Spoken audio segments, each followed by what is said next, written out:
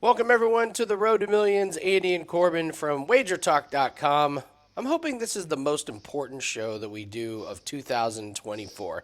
No free picks. We're not going to do Bankroll Reset Day. We're going to only look at 2023 in review, and we're going to look to 2024. And we had a great 2023, as you'll see. We'll go over those stats, but more importantly, I want to focus on what 2024 has in store for us. Things that we think we can take advantage of, things that are changing in the market, and some personal things that Corbin and I are working on with everything. So just buckle up, and I hope you guys can take away some things for this one. Corbin has a nice surprise for me. He has goals for me. Uh,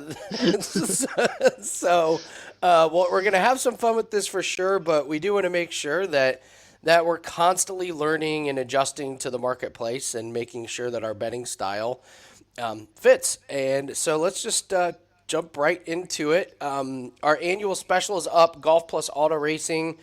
Every year we do it. It's discounted to $299. Haven't had a losing season in either sport since joining Wager Talk. So just like you get these sports, pencil in profit because we haven't had a losing season. And if you're interested in a year's worth of plays, it's basically half off right now. So use the promo code LANG50, gets $1,000 off 365 days. That's all sports, all percentages. If you would have done this in 2023, you'd see you'd be up 90.88 units. So we're really, really proud of that. So use the promo code LANG50. And Corbin, let's just go over these stats. So this is about perfect, man. We're hitting 57.4%. We want to be over that 57% mark. 1.9% ROI is great, and we wanted 100 units. We came up just short at 90.88. So, Yeah. yeah, so we're looking really, really close to this 2,000 play mark. I believe that's just over 2,000 plays, which is a great mark because it's a long enough sample size to say, are we good long term, betters? And yeah, 1,183 wins, 878 losses, and 10 pushes. Like I said, 57.4%. And we have 90.88 units with a 1.9% ROI. So that was 2023. I would say just looking at these numbers, I'm very happy. Man, I'd love to be over 100 units. That's the Yeah. I don't know if it's since we changed our unit size. I don't know if that's going to help us or hurt us get closer to the 100 units. I actually think it's going to help us. We'll go over some things that we think we're going to Yeah. adjust, but really proud of 2023, and we want to kind of look at what went well and what didn't go well. So I'll let you start, Corbin, because I've got yours here first. So why don't you go over what you think went well for us? Yeah, so as you said, obviously quite a few things obviously went well to be up that many units. The first one is the tennis majors. We go on about it all the time, but I think I did really well at the tennis majors this year. You look back previously, I think I've been doing tennis majors for about 2.5, maybe 3 years at this point. I've only ever lost one, and that was not even the year just gone, it was the year before. Profitable in all four this year, made decent profits in at least three of them, small profit in one of them, all good. So, yeah, still crushing the majors. It's probably my favorite sport and part of the year are those tennis majors.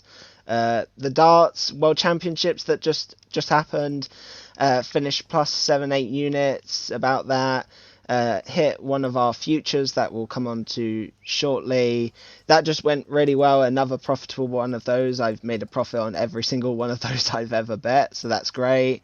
NFL worked really well, particularly the last couple of weeks. As you can see, the 42 and 22 run, and that included some really brutal losses. We had one just gone, the Cowboys, where we needed them to just get half a point, well, a point more. Could have easily happened if the Lions didn't go for two 3 times and just kick the field goal, or if CeeDee Lamb doesn't fumble and they kind of messed themselves up. We had so many of those close losses in that stretch as well, so it could have easily been better, but far and improved from where we started the year with NFL in certain aspects. The futures, I think the futures are probably one of the things that go under the radar the most. If you look at our futures plays, darts we went 3-0. Soccer, I think like we're highly profitable in every single one of these futures that we've ever done. we probably need to play them even more, which we'll come on to. The cross sports and the parlays are probably actually the biggest thing that we discovered and I think went well this year. The cross sports where we can take a piece from two or three different sports that we love in a weekend and make one solid play as opposed to just being forced to put them with bits that we don't like as much in those sports has helped massively, such as when we've put a golf top 40 and a F1 driver to finish in the points and then a CFL part all together. They've worked really well. And then soccer, another profitable year in soccer. Loved where we went this year. Found player shots to be a hugely successful market. We weren't really using those back in 2022, so that was a good discovery. And that's probably my main things that went well for me, at least this year. So I want to touch on futures because this is not just one sport; it's across the no, board. exactly.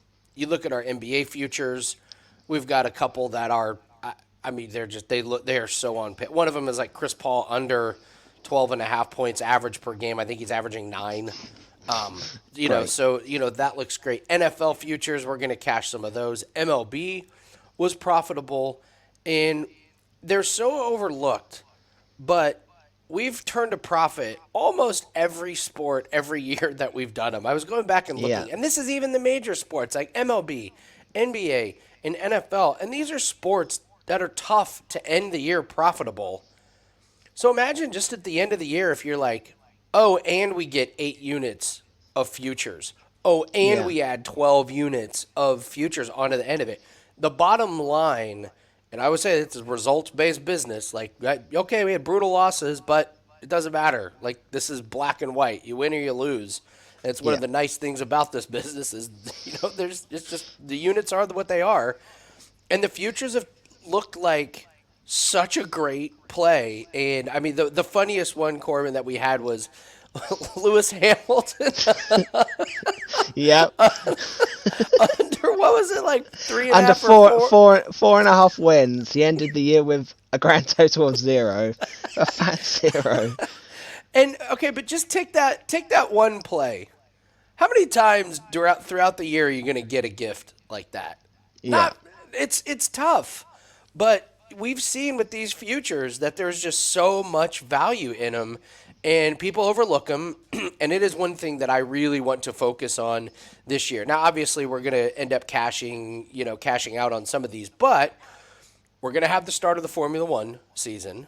Yep. We're going to have the start of the NBA, the NHL, and the NFL season. All those are coming this year, along with the restart of darts in the winter and Soccer. soccer when Yeah. that comes. So futures, I just see the value in it. I'm with you 100%. And just think about like that number that we were at 90.88. If we turn a profit in all those sports, and even if we just make like 6 or 7 units, just think how big that number is at that. That's just like adding 20 units onto the end just with the future. So I'm with you 100%. And I think the pushback on futures is like, well, you got to play, and then it's money just sitting there, and it's like, well, who cares if it wins? Uh, Exactly that. yeah, We judge our bankroll at the end of the year. We're not like taking the money out. If you were one of those, well, we don't advise it, but if you're one of those people that's constantly withdrawing money, moving it around, depositing, then that's completely different. But where we have our road to millions, where we just leave it in there and it just increases, by the end of the year, we're not going to go, oh, we waited a year to make that money and that money. It's all kind of just pulled together in one place. So it doesn't really matter how it gets there. If it takes a day, if it's a play the next day, or if it takes 6 months to get there, it's still at the end of the year gonna rack up just the same. So yeah. The other one I would piggyback off of is cross sport parlays. It's weird because we don't want to use like the daily sports. Like I don't want to use an yeah, NBA play and a cross sport, MLB or NHL or some of those. But when it's golf season and Formula One season, and as we learned, Canadian football is like a gold mine for cross sport parlays on some of those money lines that you can throw in there. UFC is a good spot. I agree completely that cross sport parlays are we did great with them last year. and I can see absolutely using more of those this year. I thought they were fantastic, and I thought we did a great job of using them and seeing where the value is, and I think it's going to be even better this year. So I was really happy with how we used Canadian football and how we started sprinkling in Formula One and some of the other ones. So I'm very high on those as well. And yeah, the player shots. I've noticed you've been doing more of the player shots, and they just add so much value to those same game parlays and some of those Yeah. other ones. You get these guys that fire off a bunch of shots. They're getting great value at like one shot on goal. So I'm with you 100% on those. But really, futures and the cross sport parlays is something I'm really excited about on this slide. So. What didn't go well? I'll let you go first, and then the bottom part is kind of some things that I want to get away from. Yeah, so F1, whilst we, as I said, it didn't go bad, but I feel like we could have done so much more. I think we turned a small profit in there, but there were so many races where we lost by such narrow margins. All those results aren't reflected because they go into the cross sport parlays. But Yeah. overall, I feel like we could have taken advantage of a lot more spots in Formula One this past year, and hopefully we will going into this year. And then the darts, we mentioned how well the World Championships goes. At the start of 2023, I think it was, we were playing some of these lesser tournaments or the smaller tournaments, and it wasn't really working out. So that's what didn't go well. But I have some plans and ideas to try and turn that around so we can still make darts profitable outside of that one or two tournaments this year. So What didn't go well, NASCAR. Man, it's one of the sports that brought me to WagerTalk, and I'm finding it unbettable at this point. Like years ago, it was predictable, and now it's not. You have these new cars, and the new designs are not great for racing. And so what happens is it's tough to pass on the track. So you have guys rolling the dice in the pit stops. You have last second cautions right towards the end of the race, and we got off to a terrible start. I got to tell you, I'm glad I abandoned NASCAR because it was not a good year for the NASCAR betting. I mean I think I started off like 1-6 or 1-7, and it was just like we're losing these plays right here at the end, or we're losing them to very strange circumstances. So I could see the writing on the wall. I'll monitor NASCAR this year, but it is just not. It's not the honeypot of profits that it used to be, unfortunately. Golf is kind of in the same way with Formula One. Like we were profitable in both of these, but it just should be better. And I mhm. had some plays that were just very strange. I lost some guys to not make the cut just in some really brutal fashion towards the end of the year, and I should know better now that when you're taking big name guys to make the cut, they're going to make the cut at the beginning of the year. When they get towards the end of the year is when you start seeing injuries and you start to see fatigue, and then there was add the whole live drama to the sport. I think we're going to have a little bit more clarity with some of these golfers. So even though it was profitable, and even though I'm happy with turning a profit in golf, I have very high standards, and it should just be better this year. So I expect to bring in more on golf. And yeah, golf is a great source for cross sport parlays. Like you said, some of these guys to finish top 40 and even top 20 are just great parlay pieces. So Yeah.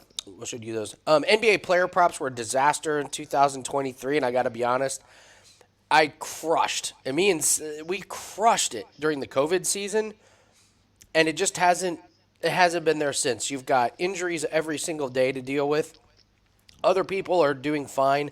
It's just not great for me. So I think I'm done with NBA player props unless something changes. I don't see a point of adding it to our portfolio if it's not, even if it's break even, it's not worth it because it's eating up time, it's eating up resources, and you're putting your bankroll in play. So even if it ends up like just barely breaking even, it's not worth it. And it's okay to go away from things that aren't working. It's one of the things I'm going to harp on when I'm looking at 2024.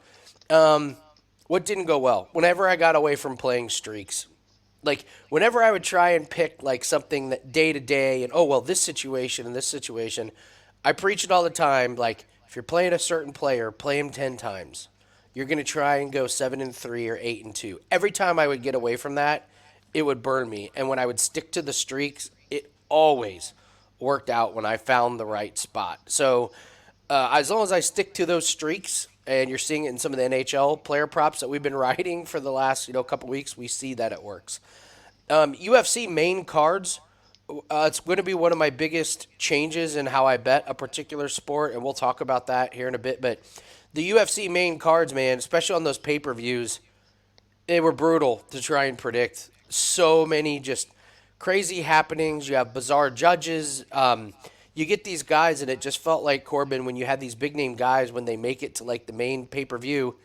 The fights were just different. Like it was like, oh, I don't want to get knocked out, so I'm going to fight Yeah. different than when I was on the prelims. I've thought the main cards were really, really hard, and I just wonder where the value has gone in those because it just felt like very, very different year for UFC betting. It felt like when we did the prelims, like and some of these guys that are not in the spotlight, it felt like those were actually easier to predict. So Yeah. those are some things that did not go well that we're looking to improve on. So Corbin, your gambling goals. So one of the things that Corbin and I did was we each made our own individual goals that we want to work on. So Corbin's going to tell us some of his, and then I'll tell you guys some of mine. So Corbin, what are some of your goals for this year?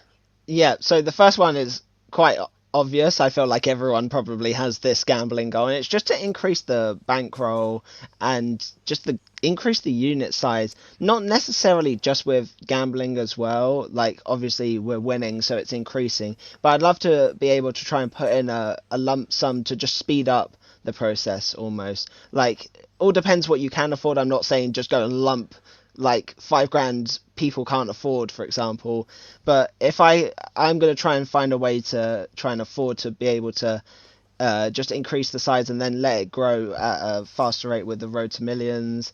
Piggybacking off what we said before, more futures. They just work so well. All sports, you mentioned a few of them there, but like the win percentage on them is just so high that just need to keep playing more of those, basically. I need to be tighter on not doubling up and over and exposing myself. If I have a parlay piece that I love, sometimes I throw it in too many parlays, quite honestly. And as much as you might think it's the best parlay piece, or you might love that particular spot, or you might like struggle to see how it's going to lose, there's always ways, like there's always an injury or a crazy circumstance or something that can trip you up, and then suddenly that's a load of parlays wiped out on one particular piece. So that's probably the most important one for me, quite honestly. Another is to get ahead of these sports. Quite often I am doing them like 1 or 2 days in advance. I need to start trying to get like 5, 7 days in advance just to get a better picture of what I have going into that weekend. That's kind of hard to do with some of the sports I do because like tennis, there's never any lines or matchups 2 days in advance, let alone more than that. So just trying to see the sports that I can get slightly more in advance or at least pre-plan and prepare myself for. Uh, Tennis, I'm still number one at WagerTalk. Want to remain number one. I want to try and improve my success on some of these smaller tournaments, and particularly get more aggressive in the majors. I'm already quite aggressive, but I feel like we could make even more and have an even bigger success in tennis this year. And then third in the total units made for this year at WagerTalk. I'd love to stay top three and get more consistent as the year goes on. Everyone strives to be more consistent and not have the peaks and troughs, as they say, for winning and losing. So if we can try and stay more consistent and stay in the top part of WagerTalk, I would love that. So they're my gambling goals. I love it. I just looked it up. Lifetime, we're at 60% on futures. Love it. That's just that is just so many units added on to Yeah. at the end of the year. So all right, we'll come back to a couple of these. I'll go over. Do you want to go over this now? Do you want to go over that one now, or do you want to No, we'll do wait? yours first. We'll do yours first, Okay, and then we'll come back to what I have okay, for that's you. the surprise. I haven't seen it yet. I didn't see it there. So okay, avoid the big losing streaks. You touched on it. This is the biggest unsaid or like thing that just doesn't show up in the stat sheet. It's kind of like when a player's like a locker room guy when like there's nothing on the stat sheet. But avoiding the big losing streak is so important. Like you're gonna take losses. We're gonna lose 40% of the year. We know that. It's just statistics. But it's, can you not take the 30% loss in one week? Like, can you Yeah. not just get creamed over the course of 2 weeks and really lower the bankroll? That is so big because we know we're going to win. Like, we've proven that we can win over 57% of the time. But it's when you lose, can it just not all be at once? And can we identify when losing streaks are coming? Because one of the things we always say around here, the best way to make money is to not lose it. So we have to accept that losing is going to be part of it, but we have to work extremely hard to make sure that the losing streaks don't wipe out a big chunk of the bankroll in a very quick period of time. And that's one thing that I don't think people talk about enough, is just saying, like, we're going to go up, like that plus 90 units. That wasn't a straight line. Yeah. There's dips and everything. We want to try and get out of that big dip. And I got to be honest, with this new system that we're doing with the units, I think that's going to help us big time. I think we're going to Yeah. be able to avoid that. Patience, patience, patience. If it isn't working, stop doing it. NBA, done. It's not going to work, and I need to be patient with it, but I also need to abandon ship. Like, I was so happy we did that with NASCAR. I was so happy. Like, it wasn't Yeah. working. And I paper traded and I monitored NASCAR throughout the year, and it just wasn't working. So, just I'm not gonna force anything. And it's the same with NBA. Like, I will continue to paper trade NBA and keep an eye on it, but I just don't think it's gonna work. So I need to be patient with the plays that are working and stick to those, and I need to get away from the things that are not working. So it's a lot less stress, by the way. It's also a lot less energy, and if you got a sport that's breaking even, it's probably not worth your time. So Kiss, keep it simple, stupid. Staying away from the cute plays, staying away from the plays you're trying to outsmart everybody and trying to be the smartest guy in the room. Sometimes it's a good idea, but more times than not, just keep it really, really simple. Take the Yeah. plays that are available to you. There's no reason to force anything in today's market. There are so many plays available to us that you're gonna have a couple of great plays every week. I mean, just take NFL. Think of how many props and lines and alt lines. I mean, there's a million of them every week in the NFL, and yet you only need a couple of them if you really wanted to turn a Yeah. profit. So there's no reason to get really complicated with trying to do too much research on plays. Like, you want to do as much research as possible, but in the end, sometimes simple is the best way. So I really, really want to make sure that I'm just keeping these plays as simple as possible. More long-term packages for people as opposed to just single plays. This is more of on the wager talk side. I like obviously we like when people purchase our single plays, but it's just not a good enough sample size to see what we can do. Like, if you would have bought a year's worth of plays last year, on January 1st, you'd be up 90 units, and Yeah. you would probably say that was a good experience that I had. If you get one of our plays on a Tuesday and it happens to lose, you may walk away and say that wasn't a very good experience with that person. So I know it's important for us to talk about play. Oh, I have this play up. I have this play up. But I really want to try and get people involved more long term. And the other thing is, we are running so many specials now at Wager Talk that it's so much more economical to just get like 7 days or get Yeah. 30 days instead of that. So I really want to harp on that because we're proud of our records in certain sports. Like, hey, Corbin, number one at tennis, beautiful. We're gonna brag about that. Never had a losing season in golf and auto racing. We're gonna brag about that. But at the end of the day, we're looking at total units at the end of the year, and that's what we want to focus on. So, Yeah. work on organizing plays, letting people know when they will be coming out. Soccer. If anyone doesn't understand, well, Corbin, you explain the lineups. Why sometimes this is just really hard with soccer.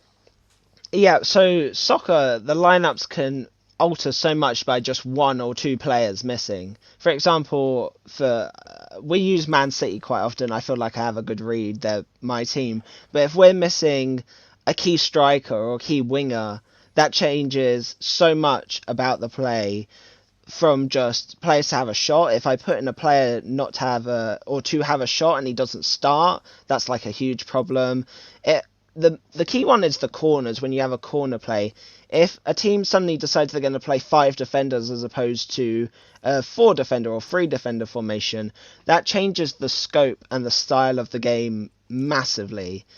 And you don't know these lineups until an hour before the game for the most part. So I feel like you have to really wait to have the best idea in that window when you get the team news. So Yeah. So to piggyback off of that, even though we know that we need the lineups to come out, I want to try and work on getting people ready to just be like, hey, this is when a play might be coming out, yeah, or just get ready for Saturday at this time. One of the big ones is Formula One. Lines don't come out for qualifying till literally an hour before qualifying. But I think we can do a better job of letting people know when is qualifying.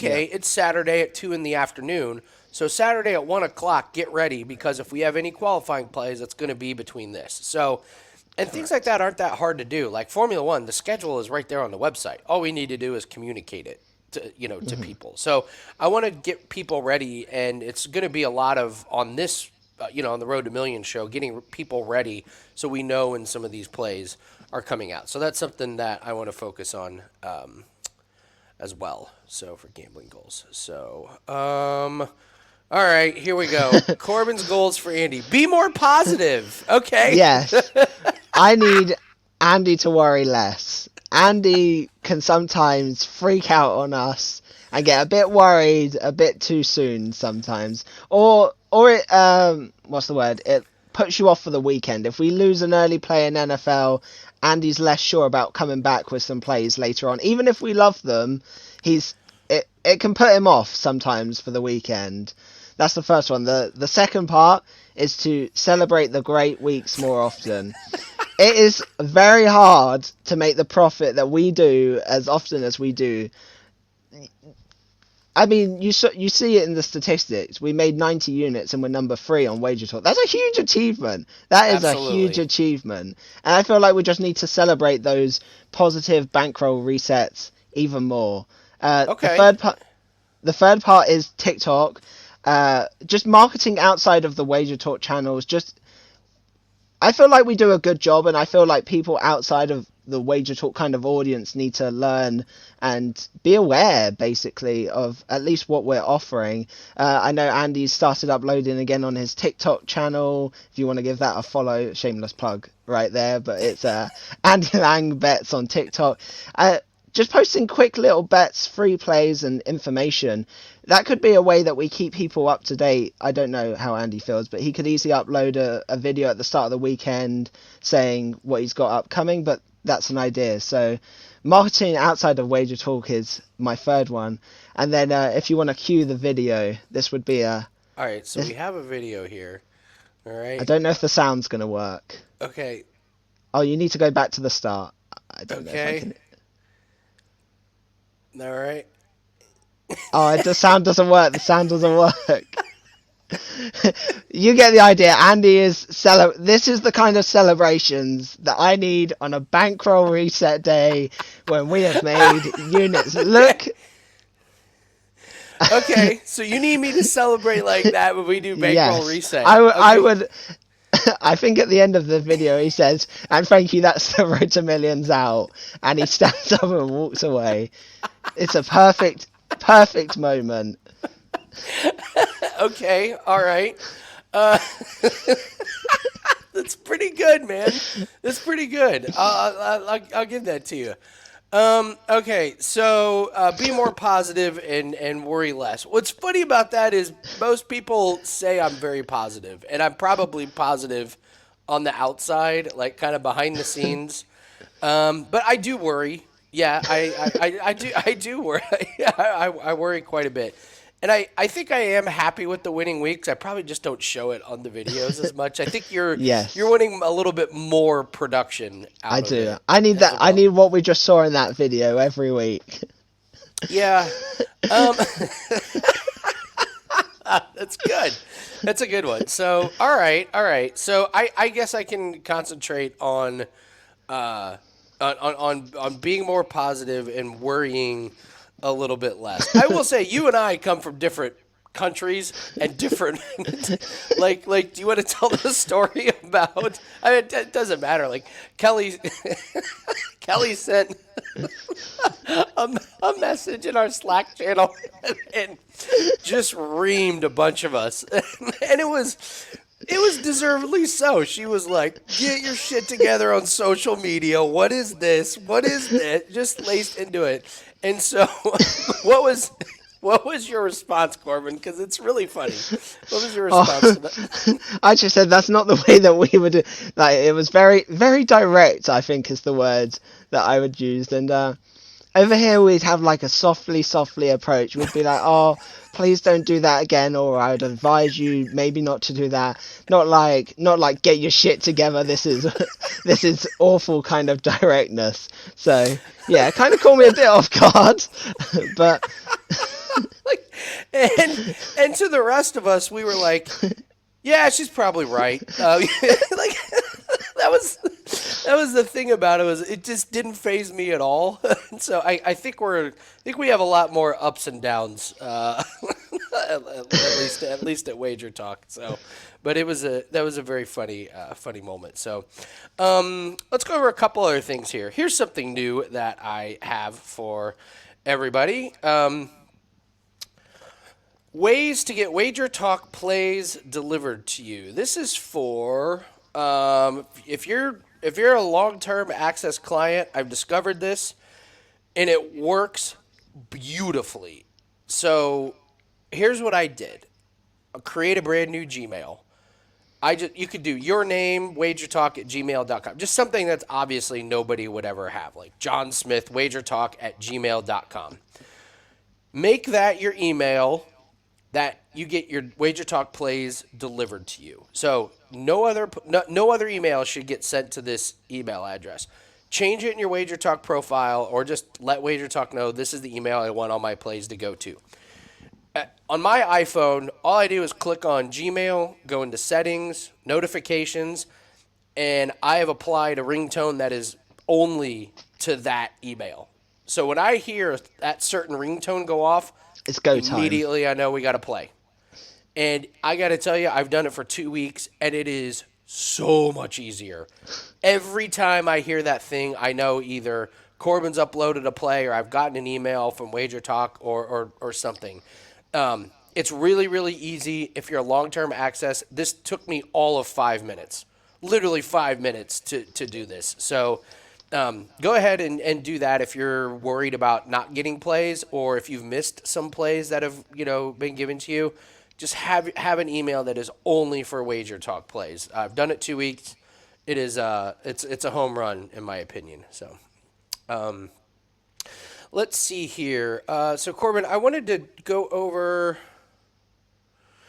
Okay. Yeah, I worked on organizing plays, letting people know when they will come out. I want to talk about constantly adjusting to the sports. So I want to talk about UFC and college football team totals. We added college football team totals to our arsenal this year, and talk about a home run, 13-4. And this is something that we really have never done, but we noticed that we were good at team totals in other sports. And there's something to be said about, like, forget the spread, forget the total for the game. Can I just pick one team that I think is going to do good or bad on their total? Yeah. And that winning percentage was great. And the only reason that it was great is because A, we had experience in other sports, and B, the lines were soft enough for us. And this is something that I don't think we would have experimented with, and we certainly wouldn't have pulled the trigger on in the past. But it was an adjustment that we made because there were unique opportunities in the marketplace, and we took advantage of it. So we have to always be constantly adjusting to the sports. I will tell you this, Corbin. I logged into DraftKings a week ago, and bang, there's a new feature. Progressive parlays are right there on the front page. This is never, ever would you see this on a sports book in the last couple years. But the sports books now, they are constantly adjusting. They're putting out new plays. There's new markets. And I just feel like in this day and age, if you're not adjusting to those, you're missing the boat because there's values all over the place. UFC. So what was your takeaway from UFC from last year? I guess do you think I'm overreacting to it because I've talked to you. I want to change most of the way that I handicap UFC and how I'm going to bet it. What was your experience in UFC for last year? Yeah, mine's probably slightly different to yours. I definitely lowered the volume this year. Like previous years, I would have had play. I almost would have picked something out for sure every week on cards. The last year just gone, less so. Towards the end of the year, I got burned on a couple of favorites of people that I loved. I remember I had Robert Whitaker, Oh, Moneyline versus the man that I call the windmill, Duplessis, Duplessis. and he got finished in the, I think it was the second round. It was so one-sided, and that really affected the way that I thought about UFC. It takes a lot of research to delve into like all these fights every single week, particularly with all the other sports that I've got going on at the minute. So I kind of put it on the back burner. The place that I liked as well is I like a lot more of the to start round two. So many of these fights, Andy will come into the to not go the distance, but so there's so many of these fights that I think are gonna go the distance, and I can parlay two of them to just go to round two or over 1.5 rounds, and they get there easily. There's like some women's fights where they don't have the power or the submissions, and you can also use those as cross sports, obviously, as well. But they're my main thoughts on UFC. I'm probably scared off like favorites slightly less than you. I know I've got well, we're not going to put it as a play, so I'll say I've got like Burns and Anklaev together. Like I still like those kind of plays, and how we used Rachmanov towards the end of the year in a parlay. Like I still like those kind of spots. Maybe they stand out slightly more to me than trying to find something on a card. I let the things stand out to me. I don't almost go looking through each fight trying to work out certain stuff. I know less about the new people coming in because I haven't had a chance to watch the contender series or the like these tough, like Andy has time to watch all of those and all the film. I do less well on those kind of fights where there's a lot more unknowns. So So in UFC, like I think we wanted to try and get ahead of the lines, and we wanted to put out plays like really early. And I gotta tell you, there's sometimes where you can get burned. Like there is nothing worse than when you have a UFC parlay and one of the guys, the fight gets canceled like 3 days before, and you're just sitting there like, well, damn it, I yeah, got one big favorite here. So trying to beat the lines was one thing, but I think the judging has gotten so weird and so unpredictable in the UFC this year, and I think there's a couple reasons to it. One of the big thing is they're fighting in different states. Like it's not all in the same state anymore. They're fighting yeah, in Vegas and Florida and Texas and New York and different countries, and you end up with different judges. And the judges, it is very obvious, Corbin, they are not using the same criteria. Like, yeah. Or they have so different understandings of the criteria. yeah, so I don't know how many times I thought we had a win, and then the announcer comes in and announces a split decision, and we're on the wrong side of it. So I want to get really, really into it, like you said, to start round two and fights not to go the distance. I want black and white, very clear cut. There is no judges. It is either this fight did not go the distance or it did. This fight started round two or it didn't. And I do follow the road to UFC and contender series, and I will tell you, Corbin, these fighters that are coming in from these road to UFC and contender series, their fights are not going the distance. That is going to be a big thing that I'm focusing on. The female fights are kind of in a different category. These younger fighters are coming in, and they are of the generation where they know it is almost better to lose an exciting fight than to win a really boring one. Dana White wants excitement, and so I'm going to be focusing on fights not to go the distance and fights to start round two. There are going to be some money line spots that we can take advantage of, but the money lines, I'm just going to cut down big time because they were just a thorn in our side at times. And Getting out ahead of the lines was great until one of the fights got canceled, and you're sitting there with one fight left at like minus 400 that you weren't a Yeah. big fan of. And then you get the dreaded judge's decision, and you're just sweating it out. And you're like, well, I think he won round two. I hope he won round three. No, I want the fight to go the distance or not go the distance. That way I just know what the result is. So that's the constantly adjusting to the sports, UFC, the college football team totals. So I'll also use another one, NHL. I think I found a hidden gem with players to not have a point this year. I haven't really Yeah. dabbled in that market, but it's been working well so far. So I want to constantly be adjusting to the sports as one of my longer term goals. So I was trying to think if there's any other. You had a couple. I can't remember some of the sports, but it's kind of like the soccer shot, the player shots. That would, if you're looking to attack that, I feel like that's going to be something that you're adjusting more towards what the books are giving you this year. Yeah, exactly. There's some players where I'm not going to take them to have two shots. I normally like it at one or two shots. You don't normally see me doing three, four, five different shots, even if I think they are going to get there. It's just adjusting to the formations, the other players that are playing around them. Like if a team's playing five players that are all greedy and love to shoot, that takes away from the shots of one particular player if there's teams with just one or two shot makers, really. So that's what I look for. Awesome, awesome, good stuff, good stuff. So that is kind of what we're looking at. So, let's see. Anything else that you have for me, Corbin? That besides being more positive behind the scenes? I don't think I don't think so. Okay. Well, if you guys want to leave some comments and let us know what your thoughts were on 2023 and what you guys are looking for in 2024, leave them in the comments section. Because I like to hold myself accountable, I will put up some personal goals. These are I'm pretty much an open book. There's not too many people as transparent in this industry as we are. We do bankroll reset day like every week. So Yeah, I'll go ahead and leave some personal goals here. These are things that I want to work on for this year. So one of the things you guys know that I have a production business, and I have not paid myself for years from that business. I've reinvested the assets. I think most people would tell you that's really, really smart, but this year's the year where I gotta just I have to pay down business debt and pay myself and my co-owner. So that is something we're not going to be buying a lot more equipment this year. This is just going to be a year that we can start actually enjoying some of the profits of the business that we built.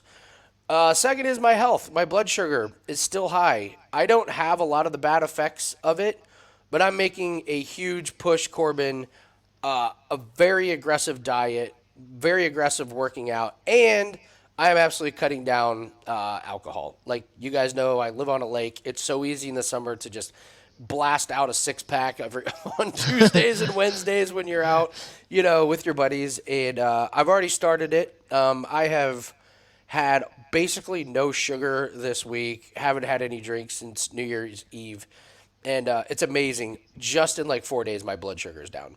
So good I really stuff. want to focus on that. So let's see a couple other ones. Being more social.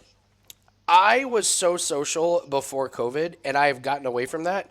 I've gotten kind of obsessed with business and some other things, and I find myself that when I'm alone, it's not good for me. I just know this about myself. So I am going to be doing a lot more social things with friends and family. It's something that I absolutely have to work on. Being alone and isolated, it's not good for me, which is odd because my wife is an introvert, so she loves like being alone a lot of the time. She wants you out of that house. Is this I her uh, goal, Andy? Is she trying to get you out of the house away from her? I already do actually. Sometimes I will just leave for a couple hours because I know how much she loves her alone time. So I need to be a little bit better with that. And then I need to follow through with a business that I've been dragging my feet on launching. I've been working on it for about 6 months, and it's time to really launch it and put it into the world. It's a really good business. It's a really good project. But I've been dragging my feet for the last few months, and I need to not do that. I need to launch that bad boy. So those are some of my personal goals that I'm working for 2024. So that was a lot. And so no free plays, but like I said, I really, really hope that this ends up being the most important show. So I think we can stick to everything, Corbin. I think we got really, really high hopes. And I do have to push back on one thing. You're already number one in tennis. Why do you need to be more aggressive? What do you mean more aggressive? You can be more number one, no? Oh man, I this is the one thing you and I are just gonna bump heads about. I just feel like you're so good at tennis that if you just take the low hanging fruit and just less plays, I think you're gonna be even more profitable. I Mm. really, really believe that. It'll be fun because we're gonna go back and forth, and like, what leg do I have to stand on? You're number one. Like, Exactly. I just need to say that to you, and that's it. so I my get. point is just keep doing it. Like, you don't need to be I more can do aggressive. more. I can do more. Oh man, oh I guess man. we'll see on our review show next year where we'll revisit this moment, and one of us is going to be right, and one of us is going to be wrong. Either Corbin's going, I need to pull back on tennis, or I'm going, Corbin, fire away more. Come on, need to be more aggressive. Yeah, We'll see. we'll see. We'll see. So, yeah. So leave us some comments in the comments section. Tell us what happened in 2023. Tell us how 2024 looks for you and everything. This was a lot of fun, and I really, really want to stick to some of these things from the gambling perspective. So I'm excited for everyone's bankroll. I'm excited for the direction that we're headed. I'm excited for some of the new things that WagerTalk is getting ready to unveil for this year. So don't forget to take advantage of that golf and auto racing special, or if you just want to get a year's worth of plays, use a promo code LANG50. Gets basically half off 365 days, all sports, all percentages. That is over at wagertalk.com. All And we right, have a Corbin. 5% play up this weekend, so hopefully starting the year with a bang. Hopefully, There we so go. First 5% of the year goes off this weekend, and there's a 4% play attached yeah, to it. So, love both of those. So yeah, yeah, we're looking to get off to a really, really good start in 2024. So, all right, Corbin, that's going to do it. I'm going to get out of here and be more positive, and I'm going to work on my celebrations. go on, give us a cheeky little celebration now. I don't even know how to force a celebration just yet. Just yet. We'll So wait for the moment. I don't know. I don't know when yeah, you're right. I celebrate, you're right. I celebrate like one play, but then like when we have like a great week, I'm like, "Oh, I thought look what we did. We added 25 units." Like Exactly, exactly. We'll try and find a way. I'll try and find a way to insert the clip, the YouTube clip at the end, so everyone can hear it with sound as well. we So can do it. We can do it. That was a great clip. So, all right, guys, good luck on all your plays, and let's have a great 2024. Eddie and Corbin from WagerTalk.com. Good luck. We'll see everyone on Sunday for the Road to Millions. good luck.